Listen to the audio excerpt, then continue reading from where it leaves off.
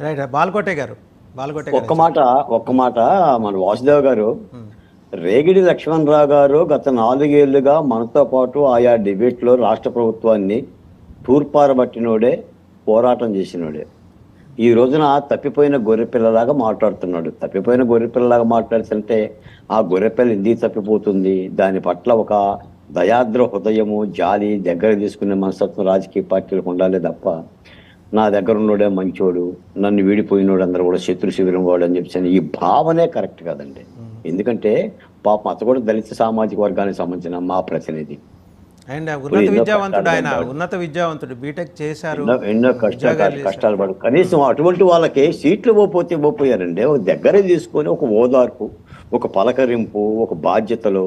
ఇప్పుడు నచ్చిన వాళ్ళకేమో అంగళాలు ఎక్కిచ్చేసి నచ్చిన వాళ్ళందరికీ కూడా ఉండిపోతే పోని ధోరణ కూడా ఏ రాజకీయ ధోరణి ఈ రోజున లక్ష్మణరావుకి, రేపొద్దున వాసుదేవ్ గారికి, రేపొద్దున రామారావు గారికి అసలు ఈ ధోరణి కరెక్ట్ కాదంటున్నా. ఎందుకంటే పిఆర్పి దగ్గర నుంచి ఆయన పనిచేశాడు, ఎంతో సాక్రిఫైస్ చేశాడు, అతను ఇబ్బందులు పడ్డాడు, మనం ఎన్ని కష్టాలు పడలేదు సార్.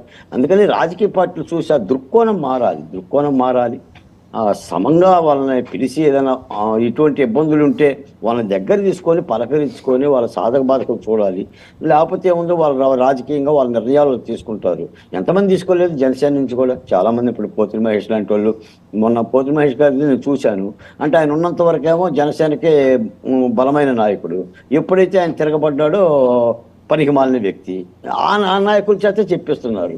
కానీ ఎందుకు పోతాడు ఏ రాజకీయ నాయకుడైనా? ఓ పార్టీని నమ్ముకున్నాడు. ఇప్పుడు అంత పాపాత్ములేం కాదు కదా. వాళ్ళకు ఒక గౌరవము, ఓ స్థితి కావాలని కోరుకుంటారు. ఆ స్థితి గౌరవం లేనప్పుడు వాళ్ళకున్న అవకాశాలను వాళ్ళు చూసుకుంటారు.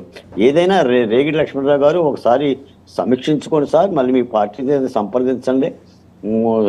అంటే దూకుడు నిర్ణయాలు, దుందుడు నిర్ణయాలు కాకుండా, ఎందుకంటే ఒక రాజకీయ చరిష్మా కలిగిన వ్యక్తి మీరు రాష్ట్ర వ్యాప్తంగా అందరికీ తెలుసు. రేగిడి లక్ష్మణరావు అంటే జనసేన అధినేత అని చెప్పేసి అని, పై వచ్చి దళిత సామాజిక వర్గం. నాకు తెలిసి జనసేనలో కూడా దళిత సామాజిక వర్గ నాయకులు ఉండట్టే నాకేం పెద్దగా మీలాంటి వాళ్ళు చూస్తేనే అనిపిస్తూ ఉంటుంటుంది. మా సామాజిక వర్గ నాయకులు కూడా ఉండారు అని. ఏదైనా మీ పార్టీ దాంతో మాట్లాడండి.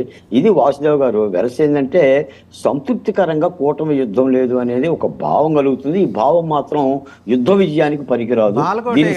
బాలకోటే గారు నాదో ప్రశ్న. ఇప్పుడు టీడీపీ 144 తీసుకుంది అంటే 144 సెక్షన్ దించి ఏ నలుగురు ఒక చోట గుమికూడదు, కూటమిలో ఏ నలుగురు ఒక చోట గుమికూడకుండా ఉండాలని వాళ్ళ ఉద్దేశం. గుమికూడిన 144 సెక్షన్ ప్రకారం టీడీపీ ఏం చెబితే అదే చేయాలని